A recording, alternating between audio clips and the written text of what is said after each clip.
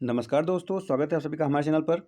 तो देखिए हम लोग यहाँ पे कर रहे थे कि यूपी पीसीएस यानी उत्तर प्रदेश प्रीलिम्स के लिए तो हम लोग प्रीवियस ईयर देख रहे हैं सीसेट में, जो कि हम लोग कर रहे हैं हिंदी का सेक्शन, ठीक है। तो इसमें कराया जा रहा है हिंदी का सेक्शन और इसमें कम्युनिकेशन स्किल जो है यानी कि इंटरपर्सनल और कम्युनिकेशन स्किल जो है ये पूरा का पूरा करा दिया गया है, यानी 2012 से लेकर 2023 तक का, ठीक है। और इसमें अब हिंदी का सेशन चल रहा है जो कि वही 2012 से 2023 तक का पूरा हिंदी कराया जाएगा। तो 2012 का और 13 का हिंदी करा दिया गया है, उसको आप लोग जाकर देखिए। चलिए शुरुआत करेंगे। तो चलिए सबसे पहले क्वेश्चन शुरुआत होता है हिंदी का, जो कि व्याकरण में अवरोध क्षमता है। तो क्वेश्चन नंबर 59 से लेकर 62 तक के निर्देश दिए गए हैं और इसी के आधार पर गद्यांश के आधार पर आपको आंसर देना है। तो बहुत ही ध्यानपूर्वक से पहले गद्यांश को पढ़ना है। चलिए पढ़ते हैं।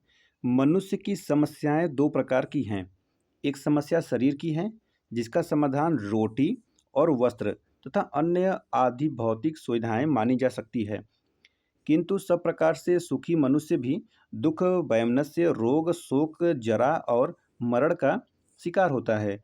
इस समस्या का समाधान न तो रोटी और वस्त्र, न मोटर और महल हो सकते हैं। प्राचीन और मध्यकालीन विश्व शारीरिक समस्याओं से अधिक अपनी आध्यात्मिक समस्याओं को प्रमुख मानता है। इसी से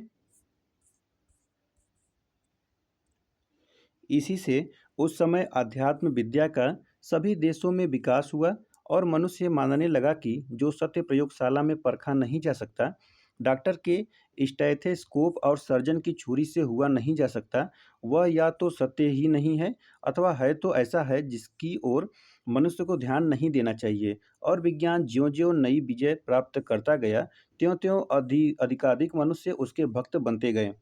यहाँ तक कि अध्यात्मवादियों को भी आवश्यकता अनुभूत होने लगी कि अपनी बातों को वे जहाँ तक संभव हो विज्ञान की भाषा में रखें। किंतु विज्ञान की वृद्धि से भी मनुष्य की शाश्वत समस्याएं दूर नहीं हुई। वह आज भी दुखी है। वह आज भी रोग, शोक, जरा और मरण का शिकार होता है। तथा सबसे बड़ी बात तो यह है कि पहले जिन सुखों की लोग कल्पना भी नहीं कर सकते थे, उन सुखों के शैल पर बैठा हुआ मनुष्य भी चंचल, विषण और अशांत है, तथा उतना अशांत है जितना पहले के युग में शायद ही कोई रहा हो। अतएव चिंतकों पर यह प्रतिक्रिया हुई कि मनुष्य की समस्याओं का समाधान विज्ञान भी नहीं है, क्योंकि विज्ञान से शरीर चाहे जितना सुखी हो जाए, आंतरिक संतोष में वृद्धि नहीं होती, उल्टे दिनों दिन उसकी मात्रा घटती जाती है। तो चलिए अब क्वेश्चन देखेंगे। क्वेश्चन आपके सामने दिख रहा होगा। विज्ञान का सत्य किस पर आधारित है? डॉक्टर के स्टेथोस्कोप और सर्जन की छुरी पर, या अध्यात्म विद्या की उन्नति पर, या तो प्रयोगशाला में परीक्षण पर, या तो आस्था और भक्ति पर? चलिए बताइए। Question number 59। तो इसका आंसर हो जाएगा ऑप्शन नंबर सी हो जाएगा, प्रयोगशाला में परीक्षण पर। ठीक है, देख लीजिए यहाँ पर प्रस्तुत अवतरण के अनुसार विज्ञान का सत्य प्रयोगशाला में परीक्षण पर आधारित है, अर्थात जो सत्य प्रयोगशाला में परखा नहीं जा सकता वह विज्ञान की दृष्टि में निरर्थक है। क्वेश्चन नंबर 60 देखेंगे। विज्ञान की सीमा क्या है? वह पूर्ण आत्मिक संतोष प्रदान नहीं कर पाता। दूसरा है वह आदि भौतिक और आत्मिक सुविधाएं प्रदान करता है। और तीसरा है उससे शरीर और मन दोनों सुखी रहते हैं। और चौथा है वह रोग, शोक, जरा और मरण पर भी विजय प्राप्त कर लेता है। कौन सा इसमें होगा?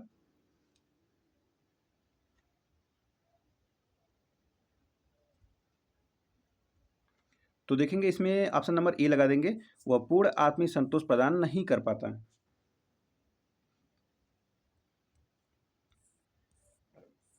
चलिए क्वेश्चन नंबर 61 देखेंगे। उपरोक्त गद्यांश के अनुसार विज्ञान की उन्नति से मनुष्य की शाश्वत समस्याएं दूर हो गई। दूसरा है मानव समाज पहले की अपेक्षा अधिक सुखी और शांत है।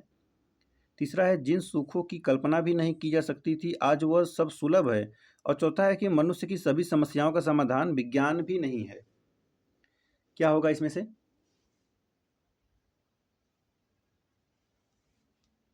तो इसमें ऑप्शन नंबर क्या लगाएंगे? इसमें ऑप्शन नंबर आप डी लगाएंगे कि मनुष्य की सभी समस्याओं का समाधान विज्ञान भी नहीं है। ऑप्शन नंबर डी करेक्ट हो जाएगा।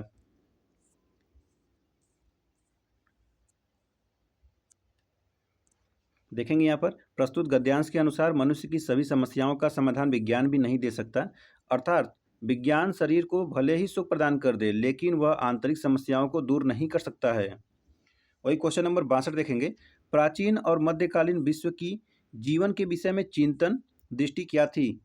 वह शारीरिक समस्याओं को प्रमुख मानता था। ऑप्शन बी है, वह शारीरिक समस्याओं से अधिक आध्यात्मिक समस्याओं को प्रमुख मानता था। ऑप्शन सी है, ऑप्शन सी है, विज्ञान ही उसके लिए परम सत्य था। या ऑप्शन डी है, सभी समस्याओं के निदान के लिए विज्ञान उसके लिए वरेण्य है था। क्या हो जाएगा इसमें से?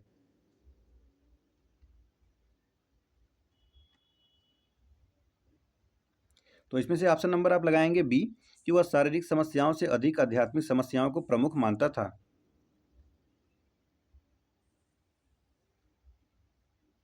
देखेंगे प्रश्नगत अवतरण के अनुसार प्राचीन और मध्यकालीन विश्व की जीवन की दृष्टि शारीरिक समस्याओं से अधिक आध्यात्मिक समस्याओं को लेकर गंभीर थी। इसी के फलस्वरूप आध्यात्मिक विद्या का इन कालों में विकास सर्वाधिक हुआ।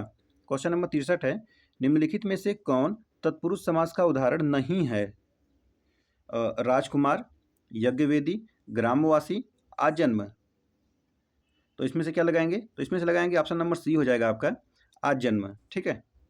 देखेंगे प्रस्तुत विकल्पों में आजन्म शब्द का तात्पर्य जन्म तक अथवा जन्म प्रयत्न है, जो कि अव्ययी भाव समास से संबंधित है। इस समास के अनुसार किसी शब्द में पूर्व पद प्रधान होता है और सामासिक पद या समास पद जो है ये अव्यय होता है। क्वेश्चन नंबर अब देखेंगे 64। क्या है कि सिर से पानी गुजर जाना, मुहावरे का उपयुक्त अर्थ क्या है? गहरे पानी में स्नान करना, सहनशीलता की सीमा टूट जाना, अच्छी प्रकार से सिर धोना, या डूबने से बच जाना। Question number 64।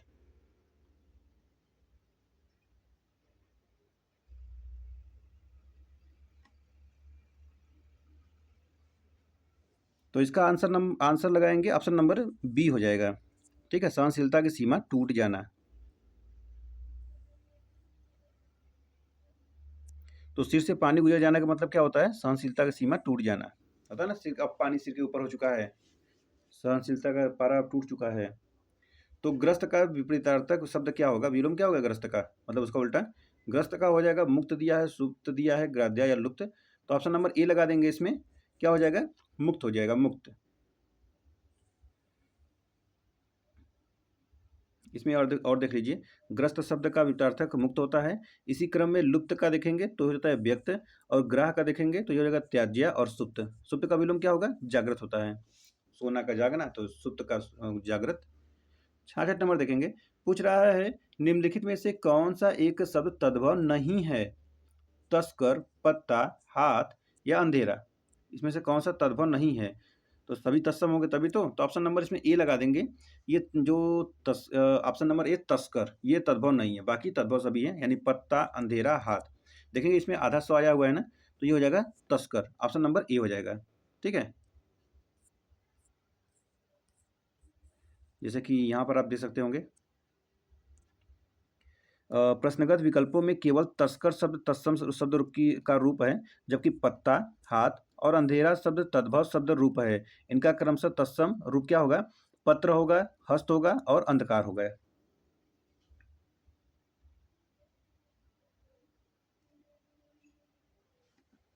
चलिए, अलमारी। अलमारी किस विदेशी भाषा का शब्द है? अंग्रेजी, फ्रांसीसी, डच या पुर्तगाली? बताइए। तो किसका है? पुर्तगाली का है। अलमारी कहाँ का है? पुर्तगाली है। ऑप्शन नंबर डी लगा देंगे, पुर्तगाली। द्विज के अनेकार्थी शब्दों में से निम्नलिखित में से कौन सा एक शब्द नहीं आता है? ब्राह्मण, पक्षी, दांत या विदेह। ओह, कहाँ चला गया? चलिए, यहाँ पर है। तो ये हो जाएगा क्या से? इसमें हो जाएगा विदेह हो जाएगा। क्या होगा? विदेह होगा ना। ऑप्शन नंबर डी लगा देंगे, विदेह। देखिए, विदेह शब्द द्विज का अनेकार्थी रूप नहीं है। द्विज के अनेकार्थी शब्द ब्राह्मण, पक्षी, दांत, चंद्रमा तथा अंडज है। 69 नंबर देखेंगे, निम्नलिखित में से कौन सा वाक्य शुद्ध है? यह व्यर्थ बात करने से कोई लाभ नहीं है, यह संपूर्ण देश भर में निराशा छा गई, भाई ने भाई के साथ सलाह की, और चौथा है कि कृपया कृपया पत्रोत्तर शीघ्र दें। तो क्या हो जाएगा इसमें से? शुद्ध वाक्य कौन सा है?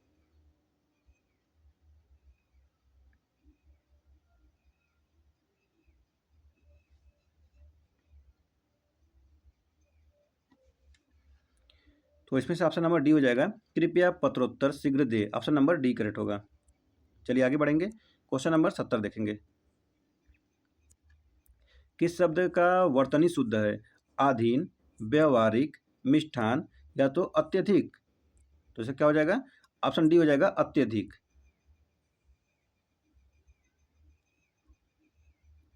अच्छा, इसमें और है, जैसे कि अगर देखेंगे अत्यधिक का वर्तनी शुद्ध है और जबकि अन्य में वर्तनी की दृष्टि से अशुद्ध है। जैसे कि आधीन का होता है अधीन, व्यवहारिक का होता है व्यावहारिक और मिष्टान का होता है मिष्टान न। डबल न मतलब आधे का आधा न, एक पूरा न। ठीक है, चलिए आगे बढ़ेंगे, देखेंगे क्वेश्चन नंबर 71। निम्नलिखित में से कौन सा कीरण का पर्यायवाची शब्द नहीं है? कीरण का तो मरीचि होता है, रश्मि होता है, दीप्ति होता है, लेकिन पुष्कर नहीं होता है। तो ऑप्शन नंबर सी लगा देंगे, पुष्कर। ठीक है, देख सकते हैं यहाँ पर। तो पुष्कर शब्द किरण का नहीं बल्कि तालाब का पर्यायवाची शब्द है। किरण के पर्यायवाची शब्दों में मरीचि, रश्मि, दीप्ति, अंशु, कर तथा मयूख शामिल हैं।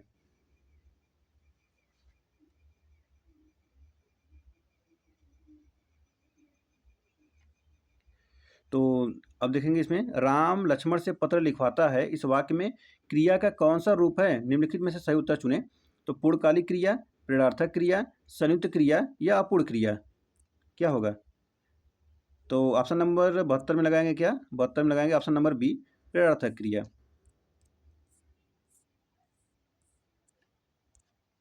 प्रश्नगत वाक्य में प्रयुक्त क्रिया प्रेरणार्थक है। प्रेरणार्थक क्रिया से तात्पर्य कर्ता द्वारा स्वयं न कार्य करके किसी दूसरे को तत्संबंधी कार्य करने हेतु प्रेरित करना होता है। उपयुक्त दिए गए वाक्य राम लक्ष्मण से पत्र लिखवाता है में राम स्वयं न पत्र लिखकर लक्ष्मण से इसे लिखवाता है। इस प्रकार दिया हुआ वाक्य प्रेरणार्थक क्रिया उदाहरण है। चलिए क्वेश्चन नंबर 73 देखेंगे। क्वेश्चन नंबर 73, आयो शब्द निम्नलिखित में से किस बोली का है? भोजपुरी, अवधी, ब्रज या खड़ी बोली। तो ऑप्शन नंबर इसमें सी लगा देंगे, ब्रज हो जाएगा। ऑप्शन नंबर सी हो जाएगा, ब्रज। प्रश्नगत दिया गया शब्द आयो ब्रज भाषा से उद्गमित है।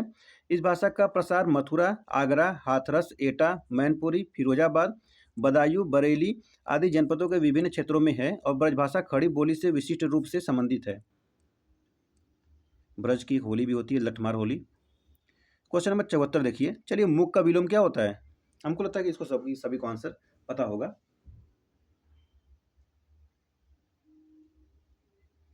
तो ये मुख का हो जाता है वाचाल। ऑप्शन नंबर बी लगा देंगे, वाचाल।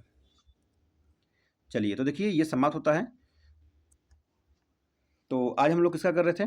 तो ये देखिए, आज ये 2014 का हो चुका है, 2012 हो गया, 13 हो गया और 14 भी हो गया। अब नेक्स्ट वीडियो 15 का आएगा, 2015 का। ऐसे करते करते 2012 से लेकर 2023 तक कंप्लीट करा दिया जाएगा आपके एग्जाम के जस्ट पहले से। ठीक है, और ऐसे ही हिंदी का हो गया है, कम्युनिकेशन स्किल, ऐसे ही मैथ रीडिंग का भी ला दिया जाएगा।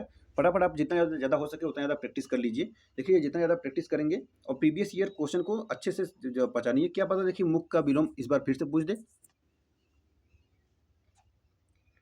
चलिए, फिर मिलेंगे नेक्स्ट वीडियो में। Thank you so much.